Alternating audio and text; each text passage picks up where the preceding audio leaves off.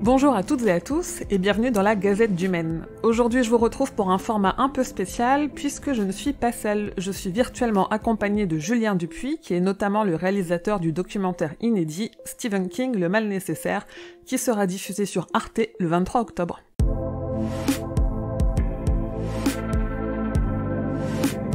Bonjour Julien, comment tu vas ? Bonjour Émilie, ça va très bien, merci de m'accueillir dans la Gazette.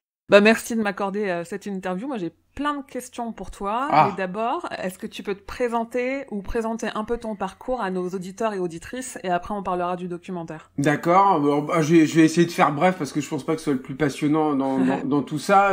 Moi je suis journaliste, donc je m'appelle Julien Dupuis, P-U-Y à la fin, pas P-U-S, attention. Je suis journaliste cinéma très très majoritairement depuis la fin des années 90, qui ne nous rajeunit pas, tu vois. Mais j'ai vraiment commencé au début des années 2000. J'ai travaillé au début dans la presse papier sur un magazine qui m'a fait débuter, qui s'appelait Starfix Nouvelle Génération, pardon. J'ai enchaîné avec Mad Movies, pour qui j'ai travaillé, qui est un magazine donc de cinéma fantastique, qu'on aime qui j'ai beaucoup, travaillé par oui, j'imagine. Les fans de King connaissent bien Mad Movies. Ouais. Oui, forcément, bien sûr. Et mais alors, moi quand j'y ai bossé, l'actu de King n'était pas florissante. Hein. Enfin bon, j'y ai bossé là-bas de je sais plus 6 ans, quelque chose comme ça. Et puis après j'ai continué un tout petit peu sur la presse papier, mais c'est quand même un secteur que j'ai un peu abandonné. J'ai un tout petit peu pigé au Monde par exemple.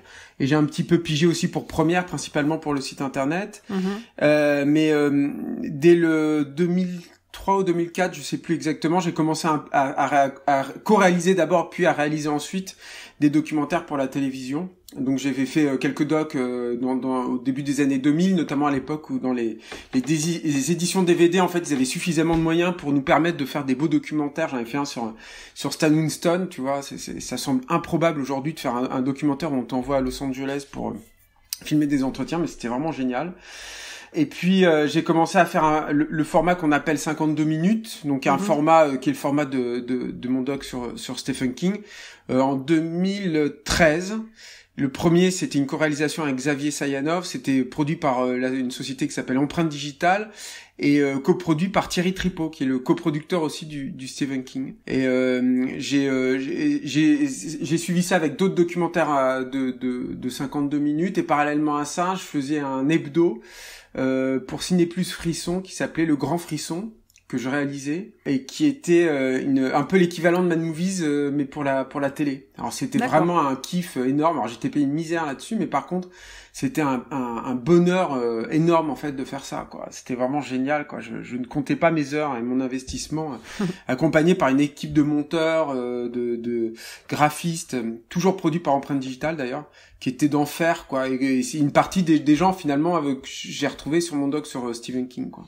C'est marrant parce que t'as quand même une formation un peu de journaliste ciné, ou en tout cas t'es spécialisé ciné, alors que Le Mal Nécessaire, il est inédit dans le paysage des docus français de King, parce qu'on en a peu qui sont réalisés et produits par des Français, déjà.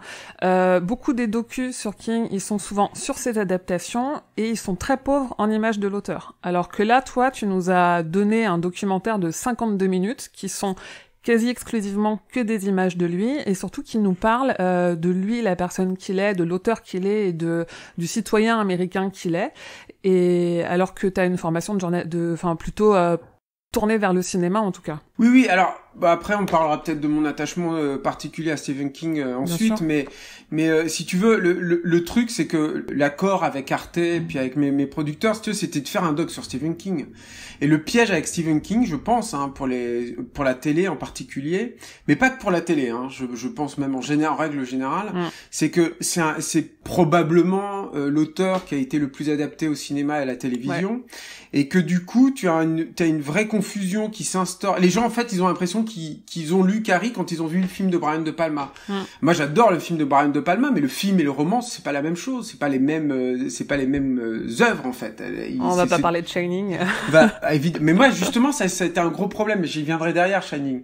Mais le truc si tu veux c'est que du coup je travaille sur un média quand je fais ce documentaire là qui est un ogre en termes d'images. T'as besoin d'énormément d'images. Et du coup, il y a cette facilité, cet expédient-là, qui est de se dire, faire la confusion, si tu veux, entre l'œuvre littéraire et son adaptation. Mais moi, c'était pas mon but, justement. Je voulais absolument, dès le début, remettre l'auteur au cœur du projet. Donc, ça passe, comme tu l'as dit, par... moi, il y a une voix off, évidemment. Ça c'était quasi contractuel, mais de toute façon, j'étais obligé d'en avoir une pour la narration. Mais le but, si tu veux, c'est que quand on a commencé avec Louis Matthews, qui est mon monteur et qui est hyper important sur ce doc, c'est quasiment mon coréal pour moi. Avec Louis, quand on a commencé, si tu veux, à échafauder la structure du documentaire, moi, la règle que je m'étais fixée, c'était je veux que ce documentaire il tienne sans la voix off. Je veux pas que ma voix off elle soit trop parce que c'est pas moi qui fais la voix off, mais c'est moi qui l'ai écrite évidemment. Elle soit trop intrusive. Je veux qu'on ait l'impression d'être en contact direct avec ce mec. J'ai pas envie d'avoir, moi, la lecture de Julien Dupuis de Stephen King, parce que ça, à mon avis, on s'en fiche. Tu vois, ou alors, c'est un autre exercice, un exercice d'exégète, moi, je ne suis pas dans cette posture-là, quoi. En fait, c'est ça qui est très intéressant et qui est hyper touchant. La voix off, tu parles beaucoup de la voix off, mais je l'ai trouvée peu présente. Elle est surtout là pour faire les transitions entre les thématiques qui sont abordées. On a vraiment un document où, pendant plus de 3/4 d'heure, c'est l'auteur qui parle de lui. Ouais. Et en tant que fan, quand il y a beaucoup de choses qu'on retrouve que moi je retrouve très peu dans tous les documentaires ou même dans tous les articles qu'on peut lire sur lui, qu'on peut uniquement voir si on lui laisse la parole, et notamment ce qu'on connaît quand on connaît bien son œuvre, c'est son sens de l'humour un peu exactement. Enfin, son cynisme qu'on adore retrouver au fil des pages, qu'on retrouve jamais, sauf si on laisse une place suffisante, comme tu le fais dans le documentaire là, pour voir un peu, quand il parle à des audiences, ce sens de l'humour assez grinçant qu'il a. Oui. D'ailleurs, ça a été moi, ça s'est hyper bien passé avec Arte et tout, sur le doc. Mais par contre, ça a été un petit point de friction, pas méchant, mais un petit point de friction. C'est-à-dire que Arte, à un moment, un des retours qu'on a eu, c'est qu'ils estimaient que la voix off était pas assez présente. Et du coup, je pense que on m'aurait laissé les coups des franches là-dessus, j'en aurais encore moins mis. Après, avec le recul, ce que je comprends aussi pour eux, si tu veux, c'est que ce doc, il a aussi pour ambition de s'adresser à des gens qui le connaissent pas forcément, ou en tout cas qui le connaissent pas comme ça, ou qui pensent le connaître, mais qui ne le connaissent pas en réalité, tu vois. C'est-à-dire de dire, tu penses que King c'est ça, et le doc commence que là-dessus, en fait. Si tu veux, tu dis, King c'est un mec qui a réussi à je sais pas, à créer les plus grands monstres, les plus grands cauchemars de la culture pop de ces dernières 50 ans, ces 50 dernières années. Mais il y a beaucoup plus que ça. C'est plus complexe que ça, quoi. Et du coup, c'est marrant parce que je voulais vraiment faire, ouais. Moi, quand j'ai vu le docu, d'ailleurs, je te remercie, parce que je l'ai vu il y a une semaine, alors qu'il sort dans 2 semaines, je me sens vraiment très chanceuse. Et quand je l'ai vu, en fait, quand je l'ai terminé, j'ai eu envie de le montrer à tous mes proches qui connaissent pas bien King, ou qui, en tout cas, ont cette image un peu, comme tu dis, qui est basée uniquement sur les films qui sont adaptés, et uniquement sur cette étiquette d'horreur. Et j'ai eu envie de leur montrer, pour leur dire, voilà, moi j'aime cet auteur, parce que c'est cette personne-là. C'est pas uniquement des histoires avec du sang, avec des monstres. Il y a aussi derrière toute une réflexion extrêmement importante sur notre société, sur l'Amérique. C'est aussi une personne incroyable, un philanthrope. Et je me suis dit, moi j'aime lire King parce que j'aime aussi ce qu'il est, ce qu'il dit, comment il le dit, et c'est un peu ce que montre le documentaire. Et je pense que tous les fans, parce qu'il sera disponible sur la plateforme de streaming d'Arte, enfin en tout cas en replay sur le site d'Arte, je pense que tous les fans vont le faire tourner à toute leur famille et à tous leurs amis, c'est évident. Ce serait cool. Il y a ce truc aussi, quand tu dis que t'es fan de Stephen King, enfin un peu moins depuis ces dernières années, cette étiquette un petit peu auteur populaire, auteur de genre, où c'est peut-être un peu moins bien valorisé. Quand tu dis que t'es fan de King, on te regarde genre un peu c'est un auteur de gare, quoi. Et que là il y a quelque chose de différent qui est transmis avec ce documentaire là. Mais qu'il fallait que je confronte, si tu veux. C'est de la même façon qu'il fallait que je me confronte à Shining, et j'aimerais bien qu'on y revienne là-dessus, Amy, parce que je pense que c'est intéressant. Et de la même façon que je voulais me confronter à Shining, si tu veux, il fallait que je me confronte à ça. C'est-à-dire que tu peux pas nier non plus que King c'est aussi un auteur hyper populaire, et que il a été aussi jugé, et souvent très mal jugé à l'aune de ça, puis que lui il en a souffert, si tu veux. Et moi ça fait partie aussi des choses qui me plaisaient, si tu veux. Ce qui est chouette avec un mec comme King, quand tu fais un doc comme celui-ci, et c'est pas toujours le cas avec les artistes, à bien des regards, la personnalité de Stephen King se retrouve dans son œuvre et l'un nourrit l'autre. C'est-à-dire que connaître le personnage et son évolution et comment il fonctionne t'éclaire aussi sur son œuvre. Et l'inverse est aussi vrai, quoi, tu vois. Et ça, c'est une chance énorme, quoi. C'est-à-dire que c'est aussi pour ça que j'ai pu me permettre de le laisser beaucoup parler, quoi, tu vois. Parce que un réalisateur comme Clint Eastwood, par exemple, je suis pas sûr du tout que tu puisses faire le même type d'exercice. Ce serait beaucoup plus difficile parce qu'il y a une espèce de dichotomie assez fréquente, si tu veux, entre ce que lui il filme, ce qu'il dit, puis ce qu'il fait.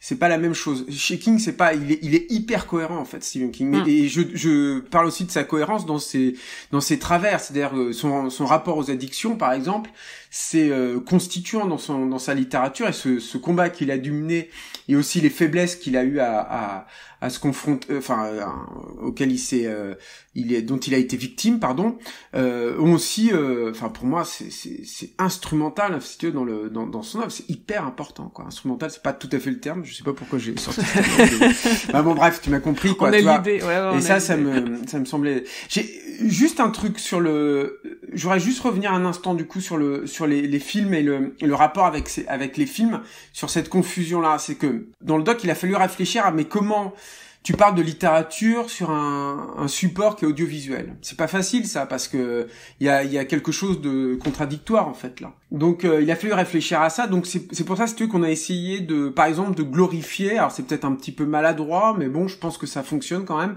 de glorifier les livres en eux-mêmes. Alors on est parti souvent des premières éditions, et on a essayé de les encadrer, de leur donner une espèce d'écrin, tu vois, pour leur redonner de l'importance. On a aussi essayé, du coup, de travailler sur les extraits de littérature, tu vois. Il y en a une qu'on a dû couper sur Carrie, d'ailleurs, qui fonctionnait, mais alors super bien, quoi. On avait juste eu le temps de faire une maquette, tu vois, mais on avait la séquence, une séquence de lecture comme ça de Carrie. En plus, il se trouve que le livre en anglais est lu par Sissy Spacek. Oui. Et ça marche vraiment hyper bien, quoi. Elle a la voix, tu vois. On peut penser ce qu'on veut du film de Palma. Enfin, moi, je dis, c'est un film que j'aime beaucoup aussi, mais pour lire Carrie, ça marche du feu de Dieu, la voix de Sissy Spacek. Et on avait mis la séquence au début de toute façon, c'est des séquences qui sont en règle générale plutôt au début des bouquins, les séquences qu'on lit dans le documentaire. On avait mis la séquence des douches, quoi, tu vois, avec la découverte des menstruations.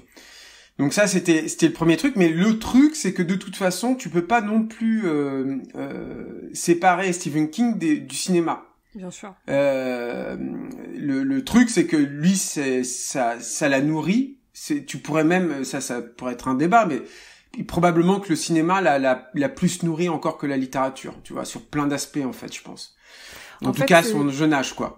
Ouais, quand il explique pourquoi il est aussi peu exigeant sur les adaptations, on pense notamment à La Tour Sombre, où lui il se dit ok, elle est bien cette adaptation, alors que c'est chaud, quoi. Je pense qu'elle a traumatisé tous les fans du cycle de La Tour Sombre. Ouais, en fait, horrible, il explique souvent que en plus des livres, et bien avant qu'il ait découvert Lovecraft et compagnie, il allait surtout beaucoup au cinéma, qu'il veut rendre au cinéma ce que le cinéma lui a donné, c'est-à-dire tous ces films d'horreur qui lui ont permis de nourrir un peu son imaginaire. C'est sûr, hein. Et c'est sa façon de le rendre, en fait. Bon, après, je pense qu'il est pas objectif là-dessus. Je pense qu'aussi c'est plutôt un bon client. Puis le truc qu'on observe chez Stephen King, c'est que je pense qu'il y a des clauses qui doivent être signées dans les contrats qui l'empêchent de dire vraiment ce qu'il pense des films, parce qu'on sent que les langues se délient un petit peu, si tu veux, à mesure que les années passent, quoi, tu vois. Donc je sais pas, La Tour Sombre, si on a la chance qu'ils soient encore là, tu vois, dans 15-20 ans, ce serait intéressant de leur demander ce qu'ils pensent vraiment de ce film, quoi, tu vois, et surtout de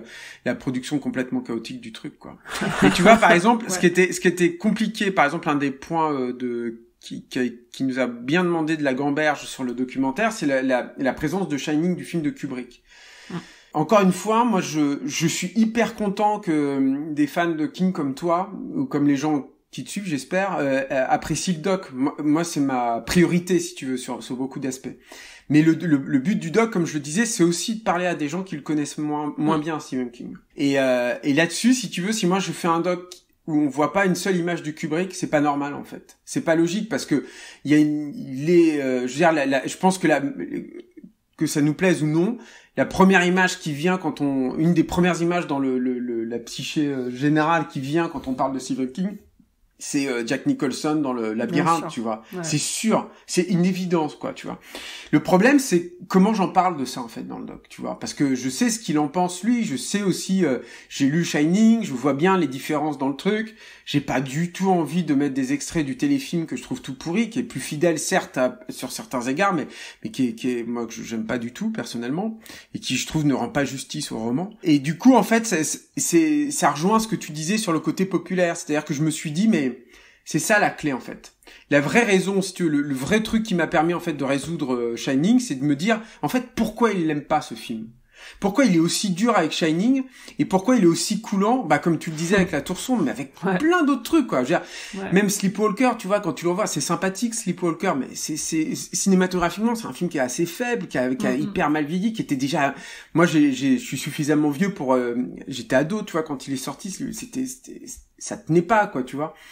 Et en fait, je me suis dit, je pense qu'il y a quelque chose en Shining, la vraie trahison du film, en fait, c'est justement sur le côté élitiste, relatif, hein, mais réel du cinéma de Kubrick, par rapport, en fait, à la littérature que lui, il offre. C'est-à-dire que lui, c'est un cinéaste, Kubrick, hyper cérébral, et qui finalement se moque un peu d'être populaire ou pas. Évidemment, ça, c'est des choses qui sont complètement contradictoires finalement avec Stephen King, qui a un écrivain extrêmement viscéral, au contraire, moi il me semble en tout cas, et qui lui, pour qui a à cœur de s'adresser au peuple, quoi, tu vois, aux gens qui croisent dans la rue depuis qu'il est gamin, quoi, aux gens qu'il voyait quand il était enfant, tu vois, aux gens, à l'enfant qu'il était même, tu vois, et voilà, et du coup, en fait, si tu veux, une fois que j'avais résolu ça, je me suis dit, mais en fait, ça nous aidait trop, en fait, quoi, tu vois, ce truc-là nous aidait énormément, quoi, dans le doc. Voilà. De toute façon, on peut pas dissocier les adaptations de l'œuvre d'origine. Moi j'ai l'exemple, en fait, on me demande souvent, est-ce que King n'est pas trop adapté? Alors, je pense pas qu'il soit trop adapté, parce que ce que j'ai constaté ces dernières années, c'est que le cinéma sert la littérature quand c'est une adaptation. Et je vois notamment avec le succès des 2 adaptations de ça, de 2017 et 2019. En fait, ça a amené toute une nouvelle génération, parce que c'est les studios New Line, hein, donc c'est forcément de la tranche d'âge 15-18 ans. Donc ça a amené toute une génération qui lisait pas King, ou dans leur famille King était lu par les parents, à se dire, en fait, cet auteur, il a créé des univers qui sont cool. Donc j'ai bien aimé le livre, j'ai bien aimé le film, donc je vais voir ce qu'il fait quand il écrit. Donc il y en a plein qu'on lui rage, il y en a plein qu'on lui carie, qui ont lu ça et tout. Donc il faut faire la différence. C'est bien, c'est cool, parce que si t'aimes bien les films ça, et puis que tu vois le bouquin après, tu lis le bouquin, tu dis waouh. Mais c'est carrément mieux. Mais comme toujours avec les adaptations, mais c'est une porte d'entrée, et qu'on le veuille ou non, de toute façon, le cinéma est beaucoup plus populaire en termes, je parle vraiment en termes d'audience que la littérature, et c'est une bonne porte d'entrée à son univers. Après, évidemment, ça en a fait une marque, et oui, du coup, il rapporte beaucoup d'argent, donc avant qu'un livre soit publié, il est déjà racheté par des studios, enfin, les droits sont déjà achetés, et donc on sait qu'il va être adapté avant même qu'il soit publié. C'est comme ça fait partie du jeu. Mais c'est plus que ça en plus, moi je pense, parce que alors tu sais, il y a un truc qui est intéressant dans l'histoire du doc, c'est qu'au tout début, quand on m'a approché pour ce documentaire, la première envie d'Arte, a priori, hein, c'est ce qui m'avait été rapporté, parce que moi j'étais pas en contact directement avec eux à cette époque-là, c'était de construire un documentaire sur les adaptations de Stephen King, justement. Ah oui. Et moi, ça m'intéressait pas plus que ça. Alors, faire un doc sur Stephen King, évidemment, si ça, j'ai pas réfléchi. J'ai réfléchi 2 secondes. C'est Rocky Rama qui est venu me rechercher, Yohan Kiramonte aussi, qui est le coproducteur du documentaire. Rocky Rama, c'est un magazine pour lequel je travaille aussi un peu, puis j'avais déjà bossé avec eux, c'est un super mag. En fait, Arte a approché Rocky Rama, qui toi est venu te voir, c'est ça? Ouais, en fait, Arte, l'histoire du doc, c'est que Rocky Rama avait fait Yohan et Yas, son acolyte avait fait un doc sur l'année 1982 au cinéma. Avec Ali Daisy, qui est donc la personne avec qui j'étais en contact, moi, à Arte.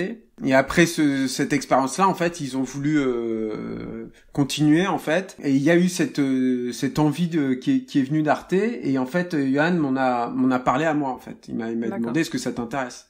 Enfin, moi, j'ai dit évidemment, enfin, tu vois. Et en plus, c'était génial, parce que c'est encore une fois, c'est sur Arte. C'est-à-dire que déjà, Arte, Enfin, c'est un label magnifique, quoi, tu vois. Ouais. Je sais pas si on peut dire label, mais enfin, en tout cas, c'est, voilà. Et, c'est un gage de qualité. Et puis voilà. Et puis je trouve, en plus, si tu veux, encore une fois, moi qui suis attaché aux artistes populaires et à l'art populaire et tout, moi, j'ai jamais défendu le cinéma d'auteur, tu vois. De la même façon, moi, le nouveau roman, ça me fait suer, quoi, tu vois. Moi, La Robe grillée et tout, mais je préfère Stephen King à La Robe grillée. C'est une hérésie, tu vois, pour plein de gens, mais voilà.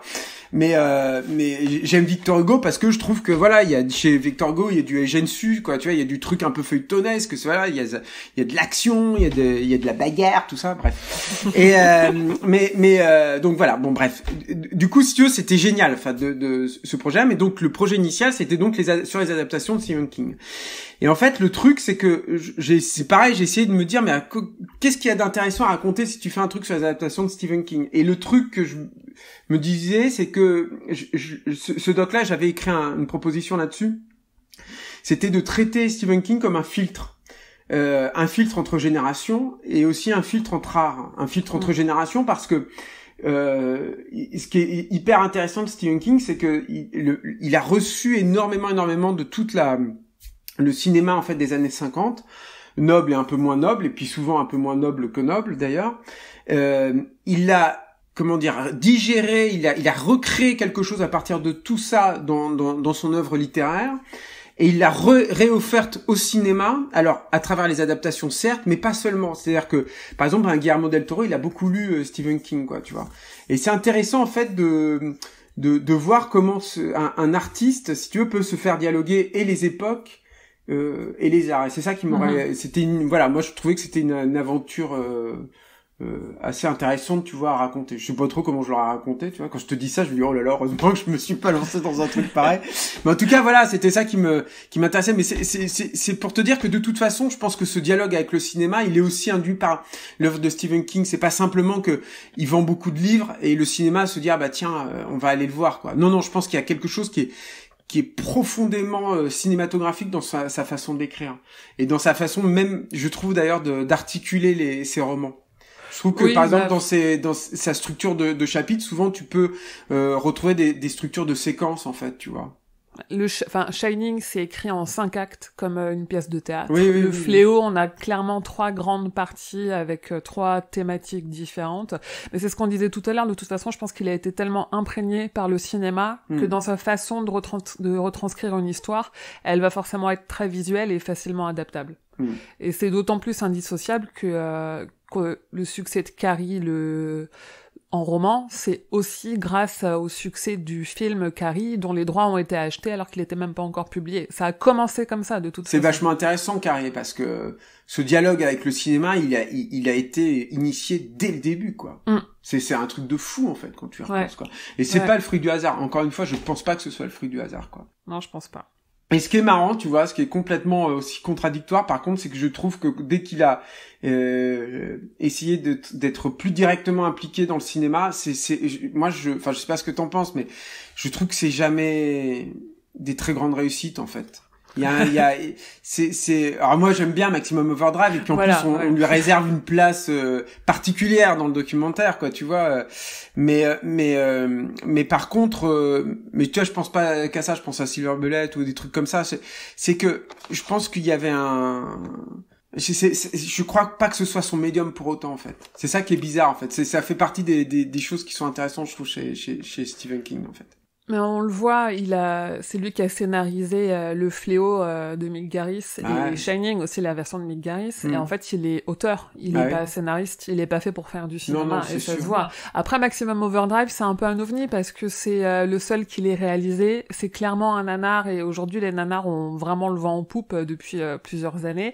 Et aussi parce qu'il y a un contexte particulier où on sait qu'il était drogué, etc. Et c'est clairement un film de cocaïnomane, hein, Maximum Overdrive. Mais par contre, oui, mais c'est un film qui me fait, c'est un film quand même qui me fait beaucoup rigoler, quoi. Mais c'est ça, c'est un truc que tu regardes entre potes pour rigoler, vraiment avec. Mais il fallait le traiter comme ça, tu vois, d'ailleurs, dans le doc, quoi.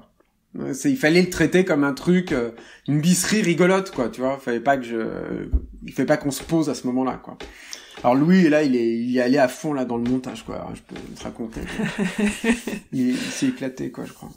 Et pour revenir au doc, du coup, c'est quoi exactement le rôle d'un réalisateur sur un docu d'archives, en fait? Comment t'as retrouvé toutes les images et qu'est-ce que tu as fait, toi, exactement sur ce docu? Déjà, t'as un travail d'écriture qui préfigure au travail de recherche d'archives. Hein. Tu connais le sujet, t'as une vague idée de ce que tu peux peut-être trouver. Moi, en l'occurrence, je savais en l'occurrence qu'il était pas...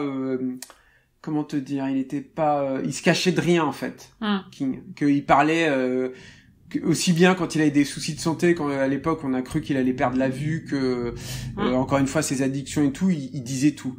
Et c'est marrant d'ailleurs parce que là-dessus à un moment en fait, on s'est rendu compte qu'il se livrait trop dans notre doc avec Louis. On s'est dit, notamment sur l'alcoolisme, en fait, on avait un sonore où il disait, à un moment, j'étais tellement drogué, tellement alcoolique, que je buvais de l'aftershave en fait quand j'avais plus d'alcool à la maison quoi pour me saouler.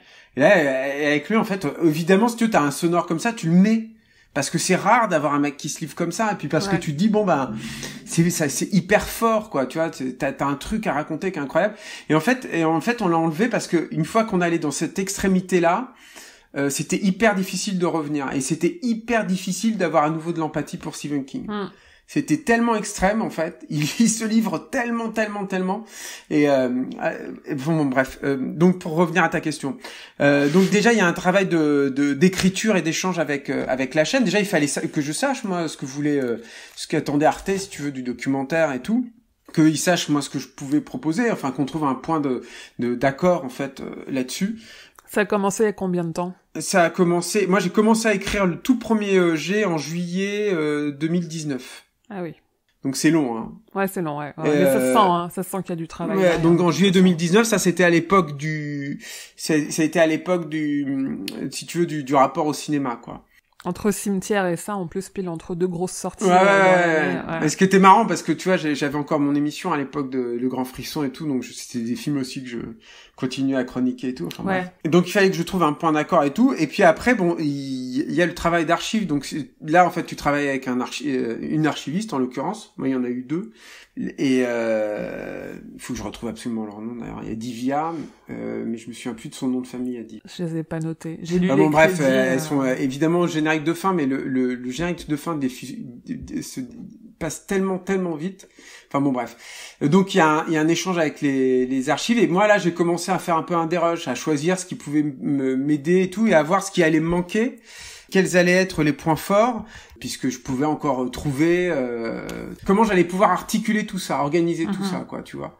Ça a été quand même un gros boulot, ça s'est fait je pense entre décembre et janvier, février, entre 2019, fin 2019, début 2020, quoi, quelque chose comme ça, quoi, tu vois. Cette période de développement aussi, c'est aussi une façon, si tu veux, pour la chaîne de voir si ce doc est faisable ou pas. Parce que c'est un danger aussi pour eux, si tu veux. T'as parfois des gens, t'as pas d'archives, en fait, sur eux. Ouais. T'as rien, tu peux rien monter, quoi. Évidemment, c'est pas le cas avec Stephen King, quoi. Ouais, là, ce qui est marrant, en plus, sur les archives, c'est, vu qu'il est connu depuis plus de 40 ans et donc qui fait des interventions dans les médias ou à des conférences depuis plus de 40 ans. Là, sur 52 minutes de documentaire, tu passes par tous les styles vestimentaires. Oui. Et c'est aussi intéressant d'avoir ce côté où on retourne un peu un côté un peu old school sur à l'époque c'était comme ça avec des grosses lunettes où il ressemblait beaucoup à Gottlieb, tu vois. Exactement. Ce genre de choses, c'est très drôle. C'est mon coproducteur là, Thierry Tripot, il me dit ouais, c'est l'homme aux 1000 visages, je crois, il m'avait dit. Ouais. Un truc comme ça, il m'a dit faut pas que tu le perdes ça. C'est sur le premier montage en fait qu'on avait fait. Il dit ouais faut pas que tu le perdes, ça c'est important ça, l'homme aux 1000 visages. J'aimais bien cette expression, c'est vrai, c'est un truc assez fascinant, puis je trouve que ça te parle aussi mine de rien. Ça il y a un fond là-dedans quoi, il y a alors les archivistes, ça y est, j'ai retrouvé les noms parce que je voulais pas les écorcher. Alors je sais qu'il y a Véronique Nowak. Alors j'ai commencé à travailler avec elle principalement sur les archives liées à Stephen King en particulier, quoi, tu vois. Et celle avec qui j'ai le plus bossé, avec qui ça fait partie des collaborateurs avec qui ça a été un bonheur de bosser, c'est Divya Padrino. Qui elle s'est occupée un petit peu des archives de Stephen King, elle s'est occupée de toutes les autres archives, les photos aussi, les affiches, les extraits de films, tout ça, quoi. voilà, bon, il y a tellement de choses en fait dans ce doc. Donc à la même période, si tu veux, pendant tout ça, moi j'ai un travail de fond aussi dans ma tête. C'est-à-dire que j'ai un travail de fond qui est à quoi il va ressembler en fait ce doc. Comment ils vont fonctionner en fait les synthés, comment est-ce que tu vas avoir des séquences qu'on va devoir filmer, tu vois, en annexe, quel type de musique on va avoir aussi, tu vois. Donc ça c'est un travail qui est de longue haleine. Et puis après une fois que le doc est vraiment lancé, c'est un doc qu'on a fait pendant le confinement, hein, basiquement. Ouais. Donc une fois que le doc est vraiment lancé, c'est un travail au quotidien avec Louis, avec le monteur. Tu as des échanges en permanence avec tous les membres d'équipe, donc que ce soit les gens qui s'occupent du graphisme, les producteurs évidemment, parce que tu réclames toujours plus d'argent, toi. Tu dis mais attends, est-ce qu'on peut se payer ça et tout? Ah non, j'ai plus les moyens, j'ai plus d'argent. On a utilisé le max du budget quoi sur ce doc. Ça a été un truc c'était hyper ric-rac je crois à la fin, mais je suis pas dans le secret des dieux des producteurs là-dessus, mais je crois que j'ai tout exploité. Et puis là, tu restructures, si tu veux, toutes ces archives-là, t'essayes de trouver un propos, tu vois, avec des objectifs en tête, tu vois, des credos, quoi. À te dire, comme je te le disais tout à l'heure, je veux que ce soit lui qui parle au maximum. On ne veut pas d'intervention extérieure. Ça aussi, c'était important, tu vois. Ouais. Je voulais pas qu'une autre personne vienne nous parler de Stephen King. Même un Frank Darabont, par exemple. Je trouve Frank Darabont, le réalisateur de The Mist, qui est pour moi une des meilleures adaptations qui a été faite de Stephen King. C'est quelqu'un qui parle hyper bien, en fait, de Stephen King. Ouais. C'est un vrai érudit là-dessus, quoi. Il parle peut-être même mieux, parfois, sur certains sujets de Stephen King que Stephen King lui-même. Mais je ne voulais pas de ça. Je voulais que ce soit Stephen King seul, quoi, tu vois. Ouais. C'était trop facile, quoi. Et puis voilà, puis tu construis tout, quoi. Tu vois, t'es en relation avec tout le monde. Après, donc avec la musique, avec Benjamin Ramon, avec qui j'avais déjà eu la chance de bosser sur mes précédents docs. Ma directive initiale, mais après ça bouge beaucoup toujours la musique, je trouve. C'est rare d'avoir une idée initiale sur la musique et de réussir à la tenir jusqu'au bout. Moi, je voulais je lui avais suggéré d'avoir une musique un peu plus rock, quoi, tu vois, au début. Mais du rock cool, quoi, tu vois. On est parti de ça quand même, malgré tout. Tu sais, je pensais à Blue Oyster Cult, tu sais, donc Fear Ah oui, ouais, je vois. Et donc voilà, ça c'était vraiment le truc que je lui avais donné au début et tout, mais après, c'est devenu très très différent. Puis moi, j'ai eu aussi en cours de route cette idée de commencer le doc avec la rythmique en fait de la machine à écrire qui impose tout en fait et qui impose notamment la musique, qui devienne une espèce de tempo, quoi, tu vois, sur lequel tout s'articule, les images et la musique. Comme si c'était encore une fois c'est comme une note d'intention, tu vois, on te dit, voilà, c'est ça, en fait, le doc, c'est ça ça va être indexé sur l'écrit, pas sur autre chose, sur l'œuvre du mec. Donc voilà, le boulot, après, t'as toutes les étapes classiques, l'écriture, t'as des échanges avec la chaîne, qui est contente, pas contente des montages. Tu dois te battre pour tes idées aussi, évidemment. On a eu le tournage avec un collaborateur précieux pour moi qui est Jérémy Fauchou, parce que mine de rien, ça a l'air de rien dans ce doc, mais il y a beaucoup d'images tournées. Ça a été 3 jours extrêmement intenses. Je sais pas, on a dû faire du 15 heures d'heures de tournage par jour. Ah oui. Ouais, c'est toutes les séquences, tu vois, la séquence de Shining, tout ça, c'est la séquence de ça, la séquence de l'explosion du livre, enfin la déexplosion du livre, la séquence de Carrie, enfin tout ça, il faut le tourner, tu vois, les monstres aussi. Moi, je voulais qu'il y ait des monstres, tu vois, par exemple aussi dans le doc. Alors, on n'avait pas les moyens de nous payer des monstres originaux fabriqués exprès pour le truc, mais je connais un petit peu le milieu des effets spéciaux de maquillage, et il y a un maquilleur français qui est très talentueux qui s'appelle Pierre-Olivier Persin. Et je savais que Pierre-Olivier, il avait fait un monstre, tu vois, un peu amphibien, et je me disais, ça colle avec King, un peu amphibien pour un court-métrage. Je me suis dit, je pense que ça n'a pas été trop vu, ça colle avec King, et du coup, on a essayé de voir avec lui si on pouvait le négocier, ça. Donc, on a négocié, on lui a loué, en fait, ces morceaux de monstres. On avait aussi un chat momifié qu'il avait déjà fait, on avait qu'est-ce qu'on avait d'autre? On avait une tentacule qu'on n'a pas utilisée, tu vois, finalement, mais on avait une tête coupée aussi, qu'on voit très brièvement dans le documentaire. Enfin bref, plein de matos comme ça, qu'on n'aurait pas pu se payer dans l'absolu, mais Pierre-Olivier nous a fait un prix, et du coup, on a pu aller chez lui, puis embarquer plein de trucs comme ça. Donc ça fait partie aussi du travail du réalisateur, tu vois. Puis après, tu suis la continuité du film jusqu'à la fin. T'as des choix de toute façon à faire jusqu'au mixage et jusqu'à l'étalonnage. Mais moi, je suis important, si tu veux, sur le documentaire, je pense. Mais encore une fois, je tiens à souligner l'importance de mes collaborateurs. C'est pour ça que je tiens à les citer, quoi. On est une équipe, quoi. Tu vois, vraiment. C'est des gens formidables à qui je dois beaucoup et à qui le doc doit beaucoup. Et tu parles de choix que t'as dû faire. Est-ce qu'il y a des choses, des images ou autres que tu voulais mettre dans le documentaire et que t'as pas pu mettre, soit par manque de temps, soit parce qu'on t'a pas permis Est-ce que t'as des regrets? Moi, j'ai des frustrations sur le doc, c'est sûr. Hein. Je trouve notamment, je trouve qu'il y a toute une frange en fait de la littérature de Stephen King dont on parle pas assez.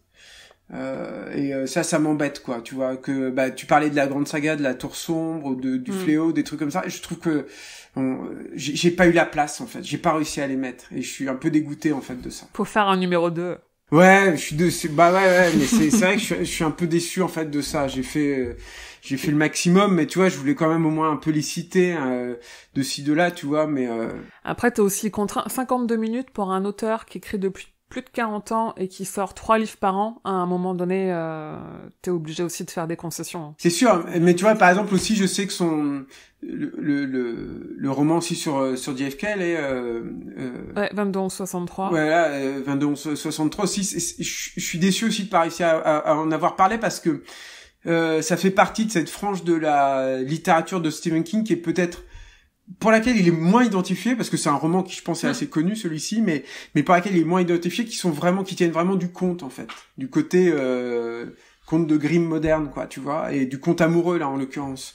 Je trouve que c'est un bouquin qui a sa part de cruauté, évidemment, hein, mais qui est beaucoup plus dans la tendresse et dans l'affection. Et je suis un peu déçu de pas avoir réussi à parler. C'est là qu'il y a vraiment, parce que si tu veux, j'ai des frustrations sur, je sais pas moi, certaines images que j'ai pas pu mettre assez longtemps d'extraits ou trucs comme ça sur je te disais, tu vois, j'aurais bien aimé qu'il y ait une autre séquence de lecture dans le documentaire, mais ça l'aurait vraiment déséquilibré, quoi. La structure du doc était un peu différente au début aussi, et il y a des choses qui me manquent là-dedans.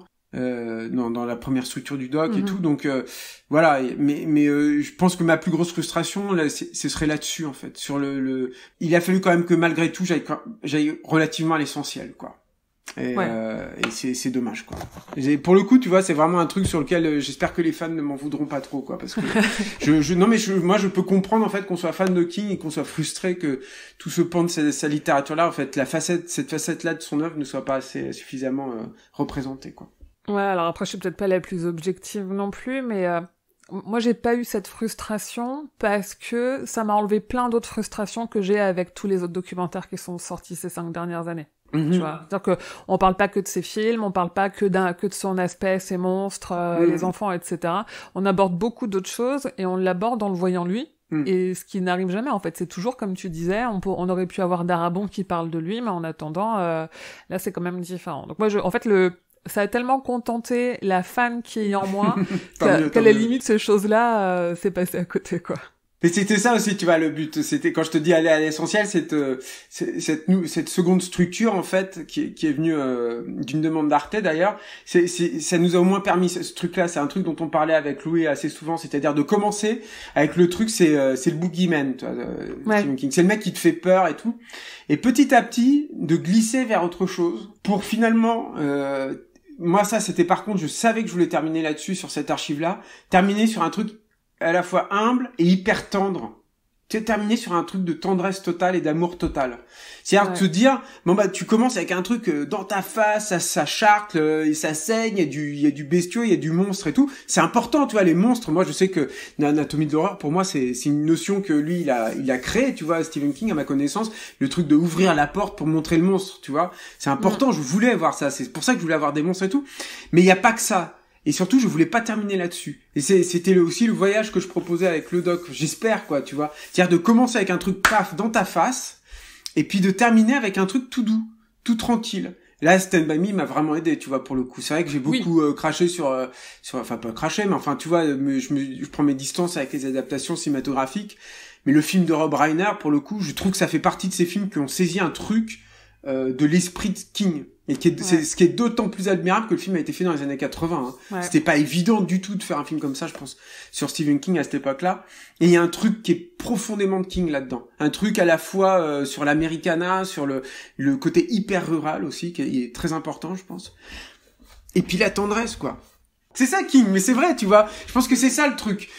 Même Wikipédia, même les pires trucs, tu vois. Même quand il signait sur Richard Bachman et tout, quelque part il y a ça toujours chez lui. Je pense que c'est pour ça aussi qu'il plaît autant. c'est que il sait comment dire, agir en tant que catharsis, ça c'est sûr. Il sait revigorer aussi des vieilles mythologies qui peuvent être parfois un petit peu fatiguées. Mais aussi, il y a ça, en fait. C'est c'est un gars qui est, tu vois, tu parlais de sa philanthropie et tout à l'heure, mais c'est un auteur, moi, je trouve profondément humaniste, en fait. Vraiment.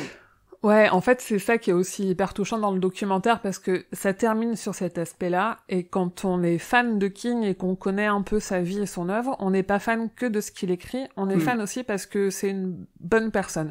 Bah, et c'est d'autant plus important maintenant quand on voit qu'il y a beaucoup d'auteurs, d'autrices notamment de notre jeunesse qui tombent avec des propos transphobes. Je la citerai pas, mais tout le monde voit, je pense, de qui je veux parler. En fait, King, il a ce truc, il a fait des manifestations contre la guerre au Vietnam, il est ouvertement anti-Trump, il vient de signer une lettre ouverte pour les droits et la considération des personnes trans et non-binaires aux États-Unis et au Canada. Il est philanthrope, il est toujours avec sa femme, il est très proche de ses 3 enfants, il a une vie très normale, il va faire ses courses, il va promener son chien, il a juste 2 maisons, il a pas 50 voitures, tout ça. En fait, ça aussi, ça fait partie de pourquoi on l'aime et pourquoi on aime ce qu'il écrit et pourquoi on continue autant à suivre ce qu'il fait, ce qu'il dit et ce qu'on dit de lui. Et c'est aussi ce que montre le documentaire. Mais après, je pense qu'il a aussi sa face sombre, hein, tu vois. Lui, hein. C'est-à-dire que je pense que Tabitha, elle a dû jongler, quoi. Tu vois, je pense que t'as pas des addictions. Ouais. C'est dans son livre On Writing, là où il disait que c'est les Tom Nick-Togger qu'il avait écrit avec des tiges en coton en fait dans les narines tellement il pissait le sang en fait. C'est lui qui le dit, tu vois. Mais il y a des romans, il se souvient pas de les avoir écrits. Je pense que ça, si tu veux, quand tu vis avec quelqu'un qui a des addictions aussi violentes, forcément tu en souffres, quoi, tu vois. Après, le truc, moi, si tu veux, il y a tout cet aspect politique, c'est sûr, tu vois, par exemple, nous, ça a été une grande question avec lui, on s'est dit, est-ce qu'on met Trump, en fait? Est-ce qu'on affronte ça? Et en fait, on pouvait pas ne pas l'affronter. C'est impossible aujourd'hui. Et je pense que ça fera partie des trucs qu'on gardera, en fait, du mec, en fait, quand il sera pas là. Et puis, je pense aussi qu'il y a je pense que la haine, c'est pas pour rien, en fait, qu'il a écrit Dead Zone. C'est-à-dire que je pense qu'il y a dans la crainte de Trump, une crainte que les gens, à qui il est extrêmement attaché tombe dans ce panneau-là en fait du populisme à la Trump. C'est-à-dire que parce que moi c'est ça qui me touche le plus, c'est qu'en fait c'est un mec qui vient de vraiment du bas, tu vois, des États-Unis et qui n'a jamais perdu ça. Ouais. Jamais. Ouais. Il a réussi à garder un truc ultra sain là-dessus, quoi, tu vois. Et relativement, tu vois, je pense quand même parce que t'atteins pas un tel succès sans enfin, je veux dire, il est tellement riche et tout, quoi, tu vois, il est quand même, sur pas mal d'aspects, je pense, coupé des gens qui ont plus rien, quoi, tu vois, mais il n'empêche qu'il a ça, quoi, tu vois, ça reste là-dedans, quoi, il reste, je sais pas, il a une espèce de générosité, de désintéressement évident, quoi, tu vois, là-dedans. Toi, t'es fan de King depuis toujours? Moi, depuis aussi vieux, enfin, aussi jeune que je puisse l'être, quoi, en quelque sorte. Moi, je l'ai découvert, alors, j'ai essayé de réfléchir en faisant le doc à quel âge je l'avais lu, mais je pense que c'est très jeune, hein. Je pense que j'avais 12 ans, un truc comme ça. Le premier que j'ai lu, c'est Salem's Lot. Ouais. Et ça avait été un choc énorme. Parce que moi, je commençais à m'intéresser un peu au cinéma d'horreur et tout. Mais par contre, j'avais jamais lu un truc avec des scènes aussi graphiques. Je me rappelle, ça m'avait marqué, la fin notamment, là, hyper gore. M'avait énormément marqué. Avec des images aussi fortes. Je me souviens c'est pareil, un autre truc qui m'avait énormément marqué, c'était ce petit vampire derrière la fenêtre et tout, qui est un des trucs que j'aime bien dans le téléfilm de Toby Hooper. D'ailleurs, ça fait partie des quelques trucs qui sont réussis, je trouve, dans ce film. Enfin, dans le téléfilm. Et puis aussi, un autre truc qui m'avait beaucoup marqué je ferai un parallèle là-dessus avec Steven Spielberg, qui était, le côté postmoderne, en fait, de son œuvre. C'est-à-dire que, par exemple, je me rappelle dans Salem's Lot, il y a le fait que le gamin, il fasse des figurines Aurora, tu sais, les figurines en résine, là, et qu'il les peigne et tout, quoi. Si mes souvenirs sont bons, c'est dans Salem's Lot, qu'il y a ça. Et je me rappelle que le fait de me dire que dans la réalité de ces personnages de fiction, il y ait des personnages de fiction que moi je connaisse, donnait encore plus de réalité, en fait, à la fiction de Stephen King. C'est-à-dire que, eux, ils étaient dans la vérité, puisqu'ils savaient que le cinéma, ou la momie, ou le Frankenstein, c'était pour de faux, quoi, tu vois. Donc forcément, ils étaient dans la réalité. Je sais pas si je suis très clair là-dessus. Oui, non, parce que ça m'avait vachement marqué. Ouais. C'est comme quand Elliot dans E.T., tu vois, il montre à E.T., il lui dit, bah tiens, regarde, il lui montre des petites figurines de la Guerre des Étoiles, quoi. Ouais. Et j'avais pas lu ça avant, tu vois. Je connaissais pas ça. Moi, j'aimais beaucoup. Je sais pas, moi, je lisais. Maupassant, par exemple, je l'ai lu très tôt, tu vois. Et évidemment, dans les nouvelles de Maupassant, c'est ce qu'il dit Stephen King d'ailleurs. Il y avait pas, c'était coupé de mon monde. C'est pas le même monde, tu vois. Il y a pas les voitures, il y a pas les trucs et tout. Ouais, c'est ce qu'il dit dans ton documentaire. Ouais, ça m'avait beaucoup marqué. Puis après, je l'ai lu très régulièrement, tu vois. Je me rappelle que en 4e, j'ai fait une adaptation en court-métrage c'est Le Laitier, je me rappelle plus du titre en français de cette nouvelle. Ah oui, je vois. Bon bref, j'avais fait, tu vois, j'ai lu Shining avant de voir le film. C'est ce qu'il faut. Mais bon. Bah oui, mais ça a été un peu un accident, c'était pas si facile de voir le film à l'époque. Moi j'aimais beaucoup Kubrick très jeune, tu vois, dès le collège et tout, mais bon voilà. C'est pendant mes études de lettres en fait que j'ai découvert Anatomie de l'horreur. Ah oui. Et tout à coup, si tu veux, je gardais quand même cet a priori, je m'étais jamais penché sur j'avais jamais vraiment réfléchi à King et à l'analyser, si tu veux. Je le prenais tel qu'il était. Et puis moi, il faisait tellement partie de mon paysage. Moi, je suis un enfant des années 80, si tu veux. Tu parlais de Mad Movies tout à l'heure, mais je me souviens très bien quand j'ai reçu, parce que j'étais abonné, le numéro spécial Stephen King avec la peinture de Melky, tu vois, en couverture et tout. Et il faisait tellement partie du paysage à l'époque, c'était un truc de fou, quoi. Surtout à l'époque où la vidéo a commencé, tu vois, début de 90 et tout.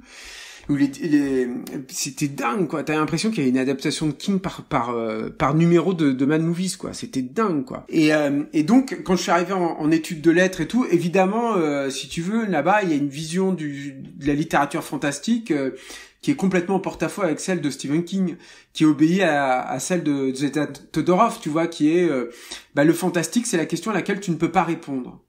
Donc si tu y réponds, c'est-à-dire que si tu dis dans le Nostromo c'est un extraterrestre et voilà comment fonctionne cet extraterrestre, l'alien et du coup machin, c'est plus du fantastique, t'es dans autre chose, t'es dans du merveilleux, t'es dans la science-fiction et tout.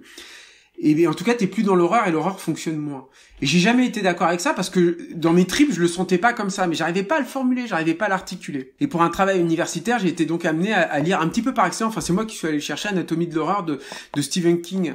Et j'avais pas trop réalisé en fait qu'il avait à ce point-là théorisé, si tu veux, sur son écrit, sur son art. Et ça a été un choc total, quoi. Déjà, ça a été un choc parce que moi, qui étais plus cinéphile qu'amateur de littérature, je me suis rendu compte que j'avais énormément de goût commun avec lui, de vision commune avec lui sur le cinéma. C'était un truc de dingue, quoi, notamment sur les films de Mon Géant et tout, quoi. Non, on se sent proche de lui parce qu'on a les mêmes influences au final. Bah ouais, forcément. Et puis alors, le truc aussi, c'est de me dire, putain, mais c'est hyper intéressant. Et ce que j'adore dans Anatomie de l'horreur, de l'écriture, c'est pareil aussi, c'est que c'est aussi prenant que ses romans, je trouve, à lire. Ouais. C'est hyper accessible, c'est d'une clarté incroyable, et en même temps, mais c'est hyper profond, enfin, il y a des choses d'une intelligence folle, quoi. Je me suis tapé pas mal quelques études universitaires, de trucs d'analystes et tout, mais lui, il est dans le haut du panier, enfin, c'est clair et net, quoi. C'est un talent gigantesque, en fait, de réussir à devenir aussi pointu et tout avec un langage qui est aussi accessible, quoi. Ouais, il y a un peu de ça dans le documentaire. Moi, ce qui m'a frappé, alors je vais pas spoiler la réponse, mais c'est quand il explique pourquoi les gens sont autant fascinés par la littérature d'horreur. Et tu dis, en fait, c'est là aussi où tu vois que c'est que c'est un très bon professeur aussi et qui. Ouais, ça devait être un prof génial, c'est ce que je me suis dit aussi, ouais. Ouais, parce que c'est même pourquoi il parle autant des enfants. Tu vois, sur pourquoi c'est facile de mettre des enfants dans ces contextes-là. Et c'est passionnant. En fait, tu te dis tout a un sens. Tout a un sens. Il fait pas les choses par hasard et pour autant, il les fait naturellement parce que je sais pas s'il les a vraiment réfléchis ou si c'est pour lui, si c'est une évidence. Mais en tout cas, tout a une raison. Et c'est ça aussi qu'on voit dans le documentaire. Je pense que moi, à mon avis, il les a réfléchis. Déjà, ces ouvrages-là, ça viennent étayer le truc. Ensuite, et pour m'avoir farci quand même des heures et des heures et des heures et des heures et des heures d'interviews de lui, tu vois, là dernièrement et tout. Ouais, je veux dire, il est quand même très articulé dans sa pensée, dans sa vision de son art. Et puis je pense aussi tu peux pas avoir une telle pérennité dans le succès au bout d'un moment sans avoir réfléchi et théorisé ça, en fait. Ouais. Moi, c'est tu vois, je trouve que tous les grands artistes qui ont un succès au long cours, dans le cinéma, tu vois, par exemple Hitchcock ou Spielberg, en fait, c'est des gens aussi qui ont une vision du cinéma et de leur art qui est hyper articulée, en fait, qui est très pointue, et qui moi, je trouve, m'apporte énormément, puisque je suis supposé être journaliste critique, tu vois, de temps en temps et tout, mais ces mecs-là, ils sont... un mec comme James Cameron, par exemple, il est hyper articulé, tu vois, dans sa pensée. Je trouve que c'est pareil, en fait, à King, c'est que tu peux pas... Il y a une part, évidemment, qui est spontanée, et lui, Dieu sait qu'il écrit de façon assez spontanée, tu vois, mais au bout d'un moment, en fait, il a réfléchi à tout ça, quoi. Puis il y a un autre truc, si tu veux, c'est que King, c'est un lecteur, hein. C'est autant un lecteur qu'un écrivain, quoi, tu vois. C'est un grand lecteur, donc encore une fois, comme Spielberg, quoi, tu vois. C'est par rapport au cinéma, Spielberg. C'est des gens qui se bouffent des trucs, qui connaissent très très bien leurs confrères, le travail des gens qui les ont précédés et tout. Moi, avant King, j'avais vu personne parler de Richard Matheson comme lui il l'a fait. Ouais. Et ça, j'étais content de pouvoir le mettre dans le doc, tu vois, parce qu'il en parle beaucoup dans Anatomie de l'horreur de Richard Matheson. Et il me semblait évidemment que c'était hyper important de parler de Matheson. Mais un de ses premiers conseils sur l'écriture, c'est de lire. Il dit on peut pas écrire si on lit pas. Et lui, il lit énormément. On a beaucoup d'images de lui qui est toujours en train de lire. Il est fan des Boston Red Sox, donc quand il va voir des matchs, il est en train de lire au match, parce qu'évidemment les matchs de baseball ça dure des heures, et on le voit même sur son Twitter, dès qu'il termine un livre il en parle s'il l'a aimé, et tout ce qu'il écrit, tout ce qu'il lit, je pense qu'il lit très vite aussi, mais il lit beaucoup, et c'est son premier conseil en effet, c'est de lire. Le truc, c'est qu'il y avait un sonore aussi qu'on a failli garder, je crois, avec Louis. Est-ce qu'on a failli garder celui-là? En tout cas, c'est un truc que j'avais entendu qui était génial, qui disait, mais je crois on avait failli le garder avec lui, on l'a pas fait. Qui disait, non mais moi, quand je vais chez des gens là que je connais pas trop là, je vais dans leurs toilettes, et si aux toilettes il y a pas des bouquins, là, ça va pas là. C'est pas des gens bien, quoi. J'avais adoré ce non, mais tu vois, ça fait partie des trucs où tu rigoles au début, puis tu te dis, mais il y a un fond, en fait, il y a un truc là-dessus, quoi. Tu vois, c'est pareil sur l'importance de la lecture à la fin du doc. Je me suis dit, mais est-ce que ça va pas sembler léger? Et en fait, je me suis dit, non, il faut réfléchir, en fait, à ça. Qu'est-ce qu'il veut dire, en fait, sur l'importance de la lecture et de lire? Pourquoi pour lui c'est aussi important que ça, en fait? Qu'est-ce que ça apporte et tout? Et je pense qu'il faut réfléchir à ça. C'est pas simplement tu lis et tu vas résoudre tous les maux de la société. Non, c'est pas ce qu'il dit, en fait. C'est beaucoup plus profond que ça, en fait. Et je pense qu'il a raison. Et je pense que c'est une piste de réflexion pertinente, surtout dans l'Amérique contemporaine, quoi. Oui, et puis en plus, ça a été un grand promoteur du livre audio, donc il est pas fermé à la méthode de lecture. Donc il comprend qu'il y a des personnes qui aiment pas trop lire ou qui ont pas le temps, etc. Mais lui-même, c'est un grand consommateur de livres audio. Il en a beaucoup parlé, il en a fait beaucoup la promotion. Et en début d'année, il a reçu un Audie Award, qui est un award justement sur le monde du livre audio. Et c'est ça qui est très intéressant aussi, c'est il a quand même plus de 70 ans et c'est un habitant du Maine, donc il pourrait être très réac sur beaucoup de choses, et pour autant il s'ouvre beaucoup à ces choses-là aussi. Oui, mais de toute façon c'est un peu l'opposé du réac, hein. Ouais. Tu vois, je connais peu de mecs aussi peu réac que lui, quoi. C'est vrai. Est-ce que tu sais s'il a connaissance de ce documentaire? Alors oui, il l'a vu. Il a fallu qu'on lui montre pour valider des trucs. Alors j'espère que je suis pas en train de révéler des choses que je ne devrais pas révéler. Mais c'était compliqué, si tu veux, c'était angoissant. C'est une question en fait qu'on s'est posée très tôt en fait dans la conception du doc. Mais si tu veux, le développement du doc en lui-même a été longue, comme je te l'ai dit tout à l'heure, mais par contre sa conception a été quand même relativement ramassée. Et là on s'est dit en fait, si on lui montre, ça va rajouter des... Déjà, moi, il faut que je sois libre pour parler d'un auteur. C'est compliqué de faire un truc avec la personne. C'est pas simple. Ouais. Tu vas pas être libre. Tu pourras pas parler de ce que tu veux et tout, quoi. Puis le truc, c'est qu'il y avait aussi un truc de conception. C'est-à-dire qu'on avait une date de rendu à respecter et que une validation par l'auteur ne rentrait pas, en fait, dans ce cadre-là. En tout cas, très, très, très difficilement, quoi. Mais malgré tout, il a fallu qu'on lui montre pour une des archives. Ce qui a été un moment assez stressant, surtout que c'est arrivé un peu tard. Est-ce que tu as le droit de dire pour quelle archive ou pas? Oh, c'est pas très intéressant, c'est une archive de C-SPAN, qui est un groupe, c'est dans le doc, tu peux la reconnaître parce qu'il a un t-shirt Harley Davidson. Ok. Mais c'est pas, en fait, c'est vraiment Syspan qui nous a planté, hein, tu vois. Au début, ils avaient dit non, il y a pas de problème, ça fait partie des archives, vous avez pas besoin de lui demander, et en fait, au moment, bon, bref. D'accord. Et, il y a deux trucs, si tu veux. Le premier, c'est qu'il a pas demandé d'argent. Tu sais, c'est bête, hein. Enfin, ouais. Mais il y a normalement, quand tu es à un certain degré de notoriété, ces gens-là, ils demandent systématiquement du pognon. Et ce serait logique. Je veux dire, nous, on fait quelque part de l'argent sur lui, sur son nom et sur son œuvre, hein, tu vois. Et sur son image, quoi. Et sur son image, évidemment, tu vois. On profite de ses propos et tout, quoi. Ouais. Donc ça, c'est le premier truc. Et ensuite, il a été relativement réactif, quand même assez réactif. Et non seulement il a tout accepté, mais il a rien demandé à changer. Rien. Tu te rends compte? Ouais, c'est ouf. C'est-à-dire que quelqu'un de bien avisé fera un documentaire sur Julien Dupuis. Bon, je pense pas que ça arrive un jour avec ça, mais je pense pas. T'essayes de te projeter, tu vois, là-dessus. Je me dis, mais évidemment que tu demandes des modifs. Ouais, il y a forcément des choses qui te titillent, tu tiques sur des trucs. Il a quand même il y a un truc chez lui qui dégage une espèce de sagesse, en fait, quoi, tu vois. Ouais, je pense qu'il a beaucoup de recul. Et c'est aussi ce que tu disais tout à l'heure, justement, sa capacité à parler de son alcoolisme et toutes ses addictions, c'est parce qu'il a aussi beaucoup de recul sur tout ça. Ouais, probablement. Oui, je pense. Tout à fait, t'as raison. Moi, c'est une ode à Stephen King, quand même, à Stephen King, ce documentaire. Donc ça, c'est le premier truc. Et puis le truc, c'est que je n'ai jamais parlé de choses dont il n'a pas parlé lui. Ouais. Mais c'est ça aussi la facilité de ce documentaire, tu vois, vis-à-vis de ce personnage-là, c'est que lui, il se livre tout nu, tu vois. Oui, et après on sait aussi que le montage peut être trompeur, et c'est là où ça aurait pu jouer aussi, où il aurait pu être tatillon, mais en l'occurrence, comme tu dis, vu que c'est aussi un documentaire pour les non-fans, pour montrer qui il est, il y a pas de piège. Non, bien sûr. J'ai pas voulu.